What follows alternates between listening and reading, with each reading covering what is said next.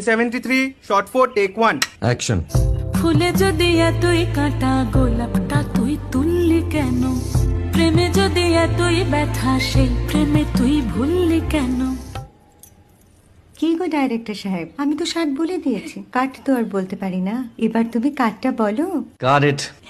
Excellent shot, excellent. Madam আপনার সাথে একজন দেখা করতে এসেছে। নমস্কার, নমস্কার। বসুন।